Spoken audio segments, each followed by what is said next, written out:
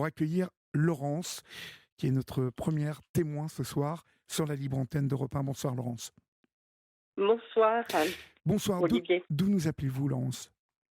De la région bordelaise, du Taillan-Médoc exactement. D'accord. Et quel âge avez-vous? J'ai 64 ans. D'accord. De quoi voulez-vous me parler Laurence? Alors, déjà, je vous remercie de nous avoir permis de parler, puisque je parle moi, mais je suis en compagnie de mon mari, Oui, je vous en prie. Henri. Et je voulais vous parler bien du décès de notre fils, donc qui a eu lieu il y a un peu plus de 5 ans maintenant. Oui, Et nous sommes actuellement dans un combat judiciaire infernal. Pour que justice lui soit rendue. Alors, si vous voulez, pour vous expliquer un petit peu ce qui s'est passé. Donc, c'était un jeune garçon de 23 ans oui, qui s'appelait Quentin et qui souffrait d'une épilepsie pharmacorésistante, c'est-à-dire qu'aucun traitement, il ne répondait à aucun traitement. d'accord. Donc, il avait quand même un traitement pour atténuer ses épilepsies, en sachant qu'il faisait une forme d'épilepsie qui n'est pas celle que le commun des mortels connaît, c'est-à-dire que c'était des absences. C'est-à-dire qu'à n'importe quel moment, il pouvait tout d'un coup, mais tout contact se couper. Oui, Il avait les yeux ouverts et il pouvait ou rester debout ou tomber petit à petit. C'était comme un éclair, une décharge électrique qui se produisait dans son cerveau. Et donc, ça pouvait toucher n'importe quelle partie, le langage, la tonicité, la marche, où il pouvait se mettre à parler tout d'un coup, mais de quelque chose qui n'avait rien à voir. oui. Voilà un petit peu. Nous n'étions pas dans une épilepsie traditionnelle comme on Voilà, l'imagine. c'était pas l'épilepsie où beaucoup de gens voient la personne par Oui, terre, oui, qui convulse, qui bave. Enfin, donc c'était pas cette forme-là d'épilepsie. Donc bon, il a eu beaucoup une enfance quand même qui n'a pas été facile. oui, Et donc, une fois il a suivi son cursus donc scolaire normalement, mais avec quand même un statut de handicapé reconnu. Et donc, il a passé son bac. Et une fois qu'il a eu passé son bac, il a souhaité faire l'université de langues étrangères appliquées à Talence près de Bordeaux. oui, Donc, bien qu'il savait que c'était très difficile pour lui, parce que si vous voulez, quand on a ce type de maladie, bon, ça a des conséquences aussi sur tout ce qui est la concentration, la mémorisation. Et donc, lui, il avait des difficultés. Donc, il était accompagné par le pôle handicap de l'université. Et quand il a voulu aller à l'université, c'était donc en 2015, nous avons su qu'il y avait un IEM à Talence qui recevait des jeunes qui étaient en scolarisation ou à l'université. Ah, donc l'IEM de Talence, je ne sais pas si vous savez ce que c'est qu'un IEM, c'est un non, non, institut. c'est quoi? C'est l'université en fait, c'est Euh, rattaché à non, l'université? non, non, pas du tout. C'est l'Institut d'éducation motrice D'accord, d'accord. d'APF France Handicap. Donc c'est Oui, un établissement d'APF France Handicap qui est médicalisé. Donc, vous avez dedans un médecin référent, des infirmières. Si vous voulez, c'est comme un mini-hôpital. Mais avec chaque jeune à sa chambre. Il y a des éducatrices spécialisées aussi, des aides-soignantes, des kinés. Voilà, toute une structure qui est là pour, si vous voulez, aider ces jeunes à s'affirmer dans leur vie et puis les aider parce que tous ils ont des handicaps. Pour la plupart dans cet établissement, il y en avait beaucoup qui avaient des handicaps qui étaient en fauteuil roulant. Ce n'était pas le cas de notre fils oui, puisqu'il marchait. Donc il a intégré cet établissement à partir de septembre 2015. Donc, pour intégrer ce type d'établissement, vous devez avoir une reconnaissance déjà de handicapé, qu'il avait déjà, et vous devez avoir par la MDPH, la maison départementale donc du handicap de votre région. Donc une orientation dans ce type d'établissement, puisque vous n'y rentrez que quand vous avez vraiment un handicap où vous ne pouvez pas le gérer seul, quoi. Oui, d'accord. Vous êtes Voilà, donc c'est dépendant, en pour être fait. Vous n'êtes pas totalement indépendant. voilà, voilà, puisque lui, si vous voulez, il était reconnu avec un handicap entre 50 et 80%. Donc, il a intégré cet établissement et bon, c'était un garçon qui était très très sportif, qui faisait donc de la salsa, de la zumba, il a fait du judo, il a fait du ski, et donc il adorait la natation. Mais de par son épilepsie, si vous voulez, il fallait les épileptologues qui le suivaient lui a dit que ça ferait beaucoup de bien à notre fils qu'il fasse de la natation, mais par contre, il lui faut une surveillance visuelle constante. Mhm. Donc, il faisait de la natation à la piscine universitaire où il était encadré par deux MNS que l'on avait sollicités au niveau du CREPS de Bordeaux. Ensuite, il a fait de la piscine à la piscine de Talence avec une MNS dédiée. L'établissement, l'IEM de Talence, avait des certificats médicaux pour qu'il soit toujours, si vous voulez, sous surveillance visuelle constante Oui, quand oui, il était dans l'eau, oui. Surtout, puisque je suppose que dans l'eau, ça devait être considéré comme une situation où il ne pouvait absolument pas être sans surveillance. c'est tout à fait ça. Oui. Il était totalement vulnérable, si vous voulez, et en plus, si vous voulez, il ne pouvait pas manifester comme quelqu'un qui se noie, qui va se débattre ou crier au secours. Donc lui, il n'était pas en mesure de faire ça puisqu'il se rendait compte de rien. Mhm. Et donc, en plus, bon, comme on avait beaucoup bataillé pour qu'il puisse faire la natation à la piscine universitaire, l'établissement l'IEM de Talence était en copie et destinataire de tous les échanges. On avait aussi sollicité leur aide pour trouver des accompagnants et tout ça. Bon, ils étaient parfaitement au courant du sujet depuis 3 ans. Et donc, le 2 juillet 2018, ils ont organisé une sortie sur le plan d'eau du Tèche, donc qui est près du bassin d'Arcachon, avec 10 jeunes et ils étaient 5 accompagnants éducateurs spécialisés. Et donc, c'était une sortie baignade Oui. à laquelle notre fils a participé puisqu'il proposait ça aux jeunes. Et donc là, ils ont fait cette sortie baignade et notre fils donc leur a fait une démonstration de toutes les nages qu'il savait faire parce que c'était pas un jeune qui était quand il était quelque part, on le voyait. Donc c'était pas un jeune qui était effacé. Et donc là, à un moment donné, quand ils sont sortis de l'eau, alors que notre fils nageait avec tout le groupe et que dans l'eau, il n'y avait ceux qui ont été vraiment dans l'eau, il n'y en avait que 3. Et donc là, alors qu'il y avait les 5 encadrantes, mais notre fils, donc ils sont sortis de l'eau et ils se sont rendus compte qu'il n'était pas là. Qu'il n'était pas là. Alors, on va marquer une pause, Laurent, si vous le voulez bien. Oui, Et je vous retrouve dans quelques secondes. À tout de suite. d'accord. Il est 22h28, vous êtes sur Europe 1, c'est la libre antenne jusqu'à 1h du matin et vous pouvez composer le 01 80 20 39 21. Laurence, donc lors de cette sortie sur le bassin d'Arcachon, euh, l'équipe d'encadrants sort avec les personnes. Combien de personnes y avait-il dans ce groupe à surveiller? Il y avait 10 jeunes en situation de handicap, Oui, la plupart étant en fauteuil roulant. Donc, d'accord. c'est-à-dire qu'ils ne pouvaient pas aller dans l'eau tout seuls, ce qui fait que ça limitait le nombre de personnes à surveiller dans l'eau. Donc, ce qui fait que dans les personnes, il y avait 2 éducatrices qui étaient dans l'eau avec les 2-3 jeunes qui étaient dans l'eau, dans notre fils, et les 3 autres qui étaient sur la plage. D'accord. Et donc, le plan d'eau du Tèche, c'est un endroit, si vous voulez, où que vous soyez, vous voyez, c'est tout petit, et où que vous soyez, vous voyez tout.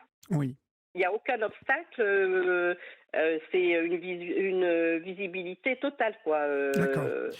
Que savez-vous donc des circonstances dans lesquelles, à un moment, l'équipe d'encadrants ne surveille plus votre fils? Alors, c'est même pas ne surveille plus. C'est-à-dire que notre fils n'a pas du tout eu la surveillance qu'il devait avoir personnelle.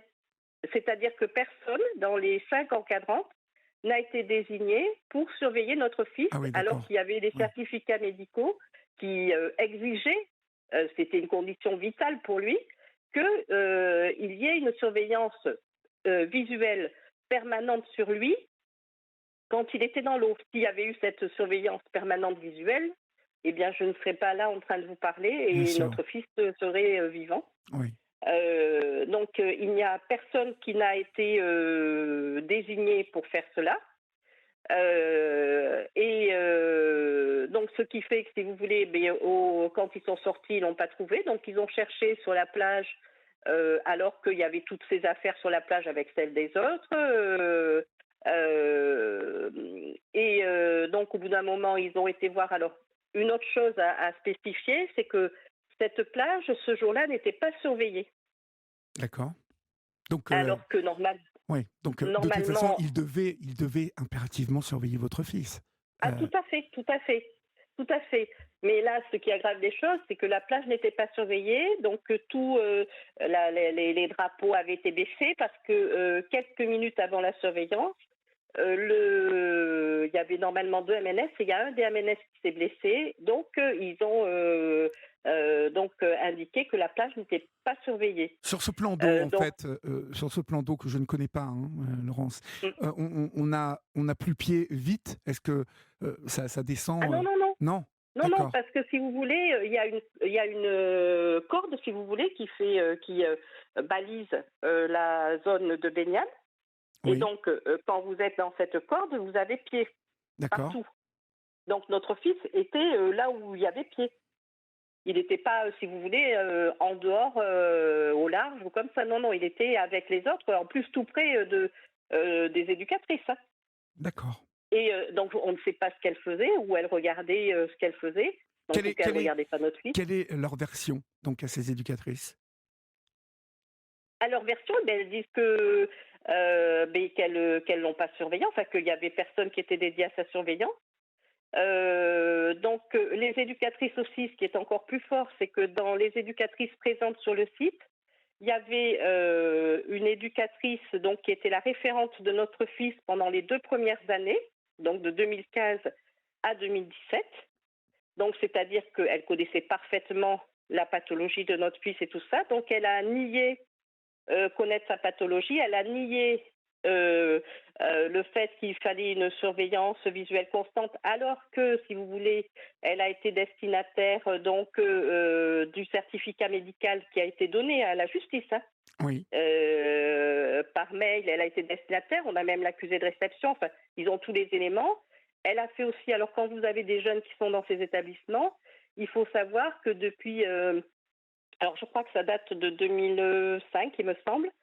Pour ces jeunes, vous leur faites ce qu'on appelle un projet personnalisé, qui est rédigé avec l'éducatrice spécialisée référente de votre enfant et donc le jeune, les parents, l'adjoint de direction et le responsable de la vie quotidienne et de la santé.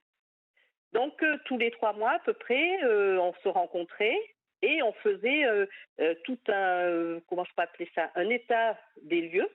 C'est-à-dire que sur le jeune, on parlait de tout, de sa pathologie, de ce qu'il pouvait faire, ne pas faire, des études, de son comportement dans la société, enfin de tout ce qui pouvait le concerner. Et tout ça dans le but, si vous voulez, de faire pour ces jeunes un accompagnement personnalisé et au plus proche de leurs besoins. D'accord. Donc, dans le cas de notre fils, il était même stipulé que, donc par cette éducatrice référente, qu'il allait bien à la piscine, accompagné de 2 jeunes, pour une surveillance constante visuelle. Donc, elle a nié savoir cela. Elle a nié aussi connaître la pathologie de notre fils. Donc, ça vous fait quand même un peu peur. C'est fou. Elle ment, vous pensez? Mais bien sûr, oui, oui, Oui, oui, elle parce qu'elle ment, ne, mais elle ne peut pas, en tant qu'éducatrice référente, ne pas connaître le dossier médical de votre fils. c'est ce qu'elle a dit. Alors que le directeur de l'établissement a dit que tout son personnel connaissait la pathologie des jeunes. Et dans les 5 éducatrices qui ont été interrogées par la justice, il y en a beaucoup qui ont dit qu'elles ne savaient même pas ce qu'avaient les jeunes. Et ce sont des personnes qui encadrent vos enfants en situation de handicap. Oui. Normalement, c'est des équipes pluridisciplinaires, puisqu'ils insistent bien sur ça. Et donc, si vous voulez, elles sont toutes au courant. En plus, comme ils vivent là toute la semaine, ou le week-end aussi pour certains, donc, si C'est vous voulez, ils voient tout impossible ça. d'ignorer la Oui, pathologie. tout à fait. Tout à On a, fait. je ne sais pas si vous êtes au courant, mais est-ce la raison de votre appel, mais on a une maman qui nous Oui, a... je sais. D'accord, ok. La Et maman de Cynthia voilà, Chevala. Isabelle qui nous a appelé Oui, 2 fois, hein, ça fait déjà 2 fois qu'on l'a, oui, parce que malheureusement, la petite s'est noyée dans des conditions finalement assez similaires, c'est-à-dire oui. elle était épileptique, Hum, sans surveillance dans une piscine, dans un bassin, oui, visiblement en plus avec très peu d'eau, et oui, la petite s'est noyée dans 20 ou 30 centimètres d'eau. oui. C'est-à-dire, Mais de toute façon, une personne épileptique, elle peut se marier, elle peut se noyer dans très dans peu 10 d'eau. centimètres, oui, je suppose. Oui, Oui, d'accord, oui, oui. Et oui, oui, je connais le cas de la petite Cynthia. d'accord. Et donc, bon, j'avais communiqué un petit peu avec ses parents, puisque, bon, nous, malheureusement, ça fait 5 ans qu'on est en procédure judiciaire. Eux, bon, ils vont arriver à leur première année. Et donc, si vous voulez, pour en revenir à ce qui s'est passé, donc il y avait 7 éducatrices référentes les 2 premières années où notre fils était à l'IEM. Et en plus, pour clôturer le tout, il y avait aussi l'éducatrice référente de notre fils cette année-là. Donc, si vous voulez, les 2 éducatrices référentes de notre fils pendant ces 3 années dans l'établissement d'APF France Handicap étaient présentes sur les lieux. Oui, donc c'est inexcusable. pour, pour vous dire la folie Ouais, ouais, de ce qui est arrivé. ouais. Et aucune n'a reconnu une responsabilité. Personne. Alors, on va passer justement au volet Judiciaire. justice et judiciaire de cette histoire, parce que là, on est dans le cadre d'un service public, hein, Oui. l'IEM, donc chargé et donc responsable de la surveillance de votre enfant. Euh, Mm. je crois savoir que cela fait 5 ans qu'il ne se passe rien. Oui. Alors, qui se passe rien, c'est-à-dire ça fait 5 ans qu'on est en procédure judiciaire. Oui, donc qu'il n'y a C'est-à-dire si pas vous... de condamnation, qu'il n'y a pas, en tout Alors, cas, de responsabilité si vous désignée. voulez, ce qui se passe, c'est qu'on s'attaque à quelque chose de très très gros. C'est le pot de fer contre le pot de terre, Alors puisque racontez-moi, c'est quoi? si vous voulez, l'IEM de Talence en elle-même, c'est un établissement secondaire qui est géré par APF France Handicap. Donc Oui, APF France Handicap, c'est une association nationale qui a pignon sur rue, qui gère 400 ou 500 établissements, qui a des ESAT, qui a donc des bureaux, des directions régionales. Enfin, c'est un gros, gros, gros, gros morceau. mhm, Et donc, nous, on est persuadés qu'on fait tout pour enterrer ce qui s'est passé. oui, Alors, il y a aussi d'autres raisons, si vous voulez. Nous, on a interpellé la Haute Autorité de la Santé, puisque le directeur de cet établissement, qui est aussi directeur du pôle médico-social enfance-jeunesse 33 PF France Handicap, est aussi membre titulaire de la commission de l'évaluation et de l'amélioration de la qualité des établissements sociaux et médico-sociaux à la Haute Autorité de la oui. Santé. Donc là, vous faites condamner une institution, on va dire. Alors, si vous voulez, c'est une personne qui est là pour évaluer la qualité et évaluer la sécurité des usagers dans ce type d'établissement. Et c'est son établissement, il gère un établissement où il s'est passé ce qui s'est passé pour notre fils. Oui, Donc nous, on s'est manifesté pour dire qu'on pensait qu'il y avait un conflit d'intérêts et que c'était pas très logique, puisque alors l'établissement l'IEM de Talence est mis en examen depuis le 2021. Et il y a 2 encadrantes qui ont été mises en examen aussi depuis janvier 2021. D'accord. La juge d'instruction, à ce moment-là, donc c'était la deuxième qu'on avait, en juin 2021, a fait savoir à nos avocats qu'elle faisait un avis de fin d'instruction. Donc, elle a fait passer après le dossier donc au procureur de la République. Le procureur de la République a confirmé les 3 mises en examen et a spécifié donc dans son réquisitoire que il y avait des indices graves et concordants d'homicide involontaire, donc qui justifiaient la culpabilité de ces 3 personnes, morales et physiques. Oui. Donc, il a même dit que ce qui était arrivé n'était pas un accident, puisque si vous voulez, à l'IEM, ils ont tout fait pour faire passer ça comme un malheureux accident, Oui. Oui. une noyade. Oui. Et donc, ce qui fait que là, il a dit qu'un accident, par définition, c'est quelque chose qui n'est pas prévisible, alors que dans le cas présent, c'était tout à fait prévisible que s'il faisait une absence et qu'il n'avait pas la surveillance dont il devait obligatoirement bénéficier, ben, c'était la mort assurée. Donc, tout a été confirmé. Depuis, Alors, on je attendait vois une autre... que le 15 janvier 2019, le procureur de la République a délivré un avis de classement sans suite, Oui, estimant que les faits ou les circonstances des faits de la procédure n'ont tout pu à fait. être établis clairement par les Voilà. investigations réalisées. Comment, dans ce qui s'est passé, on ne peut pas établir de manière très précise ce qui s'est passé? Alors, Ça paraît, justement, ça tant... paraît Ah ben inconcevable. fou. Oui, Oui, oui. fou, Mais fou. c'est-à-dire que si vous voulez, mais tout le monde, même notre avocat, à ce moment-là, ben, il est tombé des nues. Il a dit avec toutes les preuves qui sont données, et en plus, si vous voulez, ils ont toutes les preuves écrites, donc il n'y a rien à chercher. Eh bien, avec toutes les preuves qui sont données, il classe sans suite. Donc là, déjà, on a commencé à s'interroger, à se dire, c'est pas possible. Donc, ce qui fait qu'on a été obligé de se constituer partie civile. Et donc, Et ça donc entraîne là, quoi de se constituer partie civile alors, dans ces quand vous vous cas-là? constituez partie civile, ça veut dire que là, la justice, donc, c'est soumis au procureur. Et la justice est quasiment dans l'obligation de désigner un juge d'instruction. D'accord. Et de Euh, confier ça à un second procureur? Parce que le premier... non, parce que là, le procureur n'agit pas du tout. D'accord. Là, c'est le juge d'instruction qui va mener une enquête. Ben, si vous voulez, avant ça, là, pour que le procureur décide qu'il classait sans suite, là, ce n'était que le procureur qui avait ouvert cette enquête préliminaire. Et donc, je pense que c'est justement ce qui a dû se passer dans le cas de la petite Cynthia, c'est que le procureur a ouvert une enquête préliminaire. C'est pour ça que quand le procureur ouvre une enquête préliminaire, vous ne pouvez pas avoir accès au D'accord. dossier d'enquête.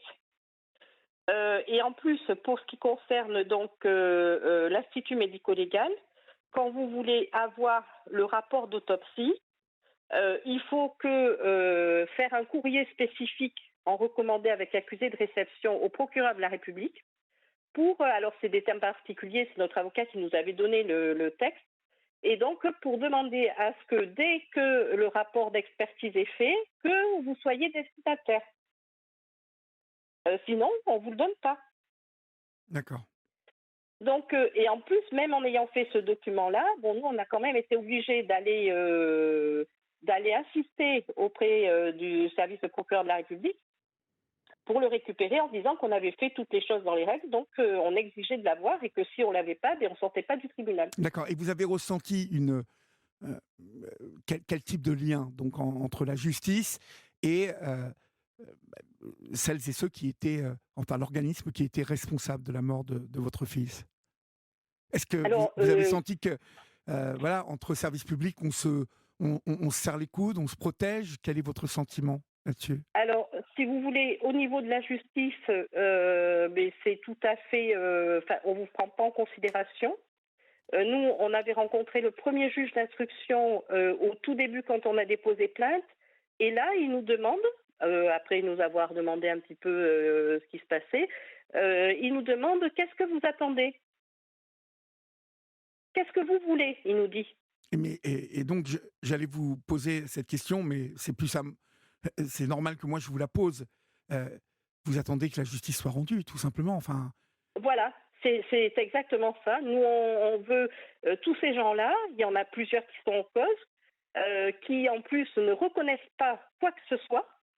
Nous, on veut qu'il soit bien démontré qu'ils sont responsables et coupables du décès de notre fils. oui, On veut qu'il y ait des sanctions et que ce soit reconnu et non pas que on fasse passer ça comme un accident parce que si vous voulez actuellement, eh bien, ils vivent leur vie tranquillement. Nous, notre fils est mort. Notre vie, eh bien, à nous, et elle saccagé. n'existe plus. Oui, La sienne non plus. Il avait 23 ans en plus. Il avait envie de vivre, de profiter de plein de choses. Parce que c'est vrai qu'avec sa maladie, eh bien, il avait tout un tas de barrières un peu partout. Il ne pouvait pas conduire, il ne pouvait pas sortir trop tard. Enfin, plein de choses qui sont très difficiles à gérer pour un jeune. En plus, il parlait de son épilepsie. Il la cachait pas. Et il savait quels étaient les dangers. Donc lui, il ne se serait jamais baigné s'il avait su qu'on le surveillait pas. Il était en toute confiance. bien sûr, bien Et, sûr. et donc, il a perdu la vie, alors que ça n'aurait jamais dû exister dans ces circonstances-là. Donc, nous, on veut que tous ces gens-là reconnaissent. On a écrit aussi. Alors, si vous voulez, il y a des fonds publics qui sont versés pour ces établissements,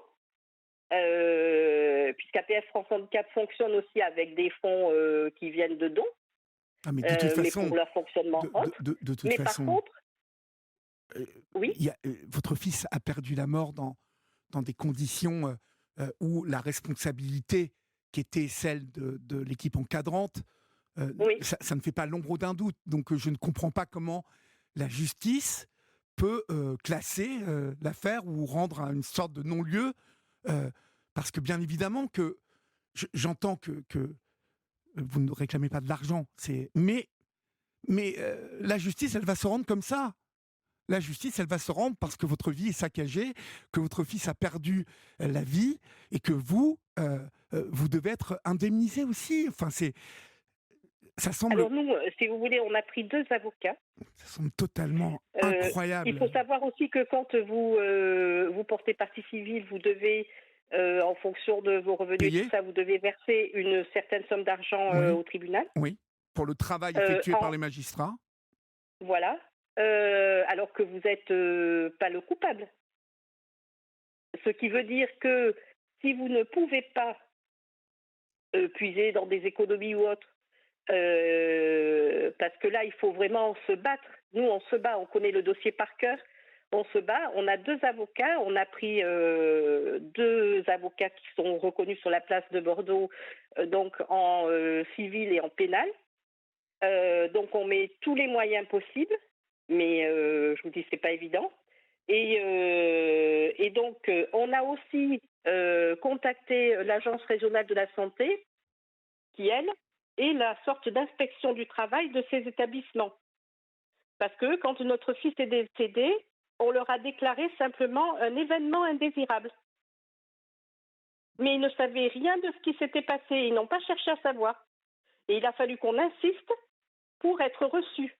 Ils nous ont dit que bon, la justice allait faire et tout ça. Donc eux, ils s'occupent de rien. Donc vous voyez déjà, ça dure depuis 5 ans. Oui. Et en plus, on a demandé à avoir des retours et tout ça. Rien du tout.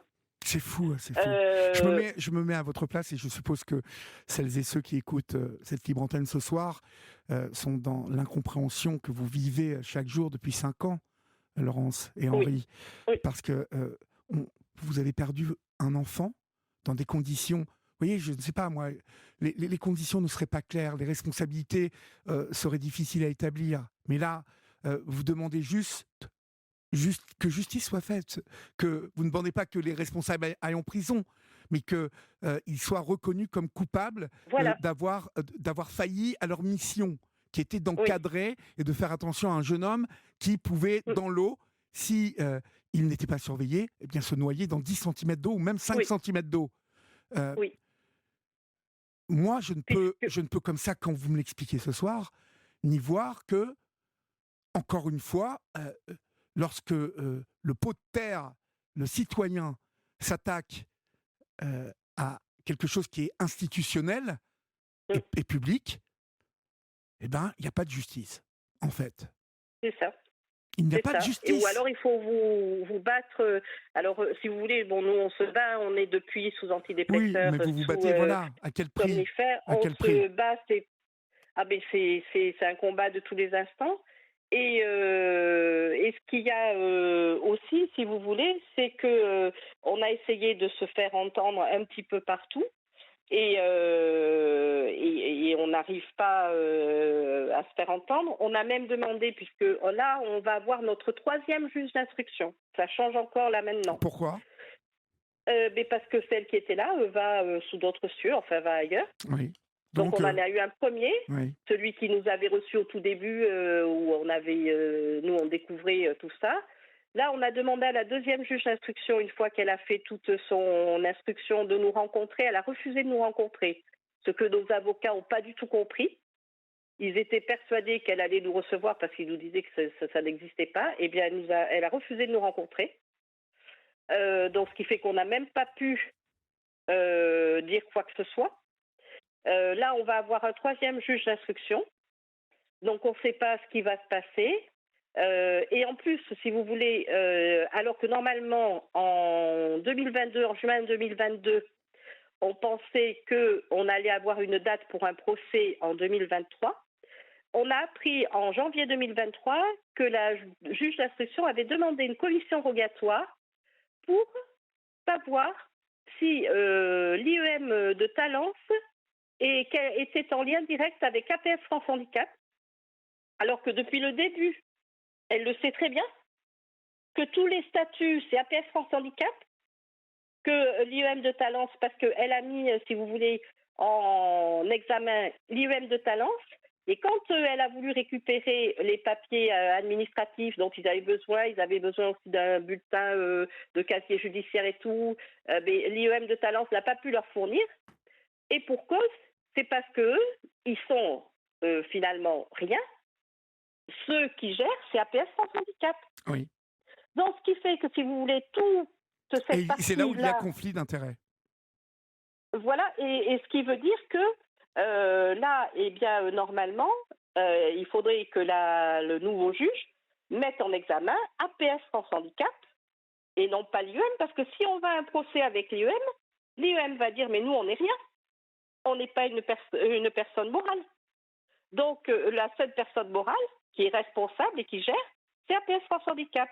Or, s'attaquer à APS France Handicap, cette année, ils ont fêté leurs 90 ans, ils ont fait tout un tas de battages médiatiques et tout ça. Alors, ils font de très belles choses pour les handicapés. C'est ce que j'allais vous dire. Je ne dis pas le Bien contraire. Évidemment. Mais par contre, si vous voulez, même quand vous avez une structure, des choses que vous faites bien, quand il arrive quelque chose de ce type, une mort d'un usager dans un de vos établissements, la première chose, puisque vous défendez les personnes en situation de handicap et que vous êtes là pour leur sécurité, pour qu'ils soient bien, qu'ils évoluent et tout, la première chose, vous allez tout de suite voir, enfin moi c'est ce qui me semble logique, quand vous êtes une association de ce type, vous allez tout de suite voir ce qui s'est passé, s'il y a eu des défaillances, parce que ça vous tient à cœur vraiment. La personne handicapée, vu tout ce que vous mettez en avant, que vous prônez pour les handicapés, ils font même, si vous voulez, maintenant des cellules pour le droit, pour aider les personnes handicapées à se défendre. Enfin, ils font plein de choses. Et là, il arrive quelque chose chez eux de grave. Et ils disent... Ils ne reconnaissent pas leur Non.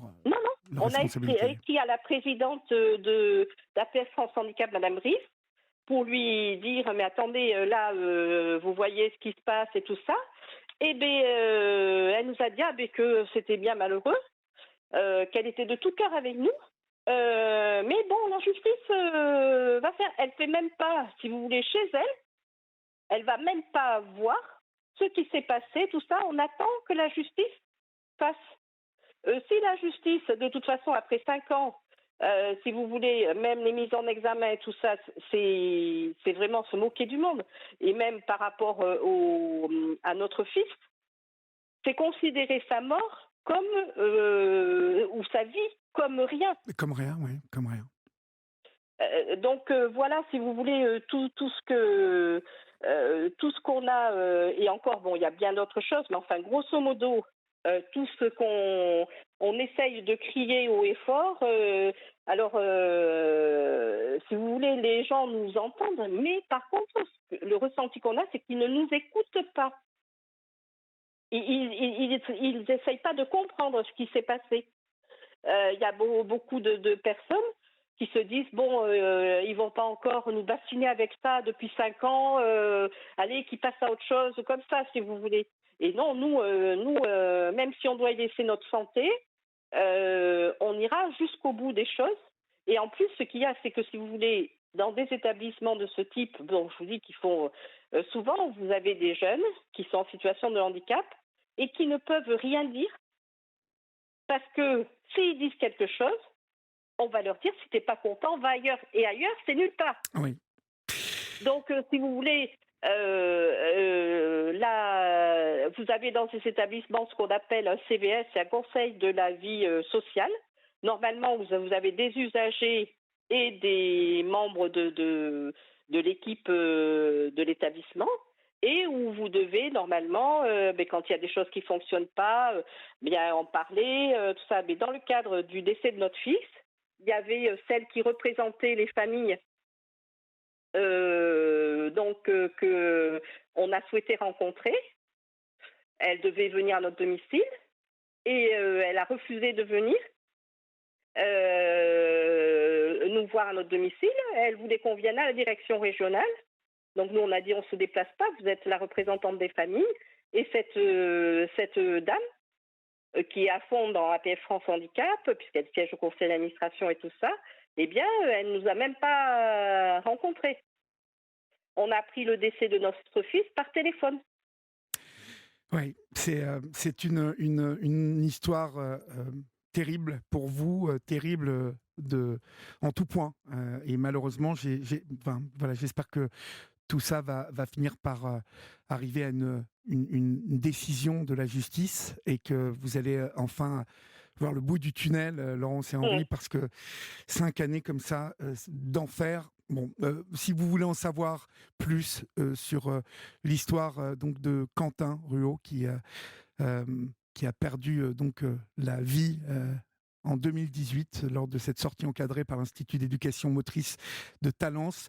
Il y a une page Facebook, Justice pour Quentin Ruot, et vous pouvez donc vous rendre sur cette page Facebook que nous référencerons sur, bien évidemment, le groupe Facebook de la Libre Antenne. Merci Laurence. Merci beaucoup. Saluez Henri pour nous, et puis bien évidemment... Oui. Et puis merci beaucoup de nous avoir laissé l'antenne. Je vous en prie, et courage à vous. C'est très gentil. Au revoir. Merci, au revoir.